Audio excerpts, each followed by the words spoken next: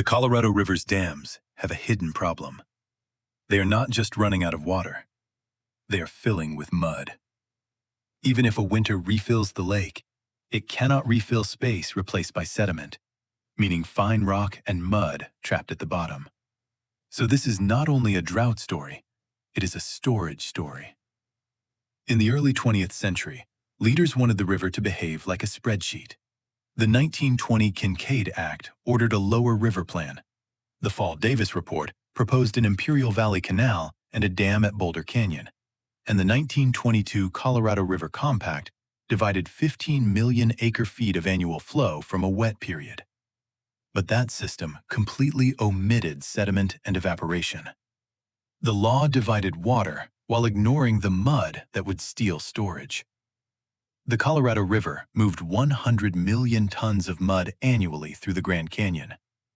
In 1869, John Wesley Powell launched 4 rowboats, Maid of the Canyon, Kitty Clyde's sister, No Name, and Emma Dean, into the Green River on a 1,000-mile expedition. His crew saw the current swing from 700 to 300,000 cubic feet per second, too thick to drink and too thin to plow. The Imperial Valley learned that mud was not background noise. Alamo Canal began in 1901, and silt choked it. Chaffee Gate breached in 1905, diverting the entire river into Salton Sink for 2 years, forming the Salton Sea. That disaster forced the Rockwood heading in 1918. The Boulder Canyon Project Act of 1928 funded Hoover Dam, the All-American Canal, and the Imperial Diversion Dam. Completed in 1938, Imperial Dam used 3 basins, measuring 770 by 540 feet, to handle 4,000 cubic feet per second, while 72 scrapers collected 70,000 tons of mud daily.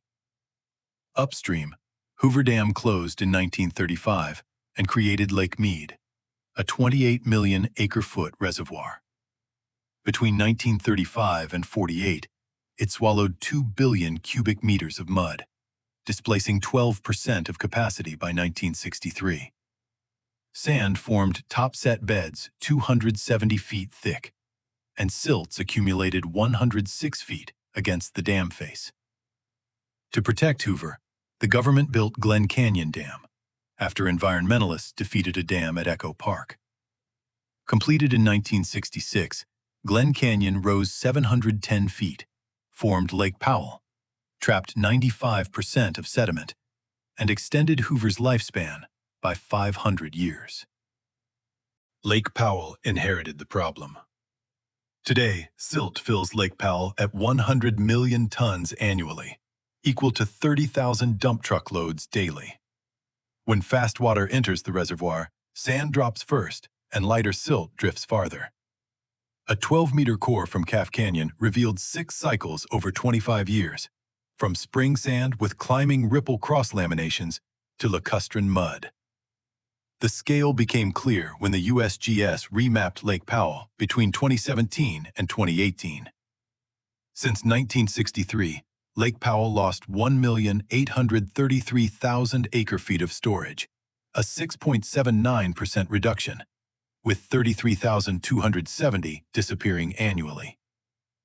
Operators are counting phantom water. In 1983, Glen Canyon spillway tunnels sloped at 55 degrees, failed from cavitation, and nearly caused foundation damage. At Deadpool, the system stops.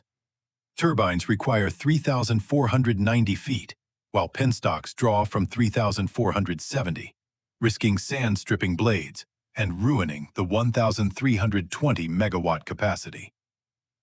The backup is fragile. If penstocks shut, operators must use the River Outlet Works, 4 96-inch pipes at 3,374 feet. In 2023, cavitation pitted steel linings, and the center line is just 30 feet above the 100-year silt projection. Downstream, the Southern Nevada Water Authority built the $1.5 billion Intake No. 3 in 2015, a 3-mile tunnel to Lake Mead. Hoover's turbines generate power down to 950 feet, but below the dam, the Grand Canyon is sediment-starved. Net erosion occurred in Marble Canyon in 69% of years between 1964 and 2017. Receding water exposes 60-foot mud walls, and recreationists sink chest-deep in Cataract Canyon mud. Cuts alone cannot solve it. Under 2007 rules, states proposed cutting 3 million acre-feet through 2028. Arizona, 760,000, California, 440,000, and Nevada, 50,000. Funded by $4 billion from the Inflation Reduction Act. These cuts buy time, but they do not restore capacity. Systems dynamics calls this stock flow failure, meaning people focus on visible water levels while ignoring storage being consumed by sediment. Coachella Valley protested a surf park using 15.75 million gallons, while accepting 120 golf courses consuming 277 million each. Deferred maintenance works the same way. Every dollar deferred on roads costs $4 to $5 later. The World Bank calculated that a $12 billion road maintenance effort in Africa would have saved $45 billion in rebuilds. The same decay shows up across infrastructure. The United States relies on 300 harbors and 12,000 miles of channels. The Infrastructure Act provided $17 billion, but clearing silt will take decades. Levees hide rust and piping. California's DWR found hundreds of 1,075 pipes needing emergency repairs. United States power consumption has doubled since 1970, yet utilities struggle to preserve wooden poles. In Edmond, Oklahoma, undergrounding failed because half of 500 residents refused a $400 fee. Ignoring decay is deadly. Indonesia's Situ Gentong Dam collapsed on March 27, 2009. It was built in 1933 and held 2 million cubic meters.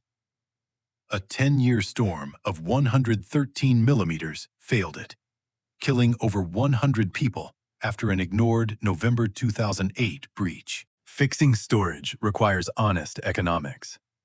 Conventional 5 to 8% discount rates compress long-term sediment costs to zero. At Gavin's Point, Niobrara's relocation cost $14.5 million, and sediment damages equaled 70% of construction. Replacement storage is brutally expensive.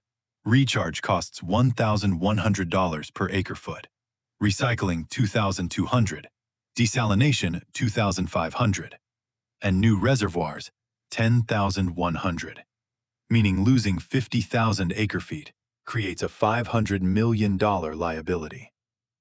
Dredging costs $8 to $24 per yard. John Redmond's 3 million yards costs $20 million, and Tuttle Creek's 5.8 million annually costs $60 million. Klamath removal cost $500 million to manage 15.5 million yards of mud.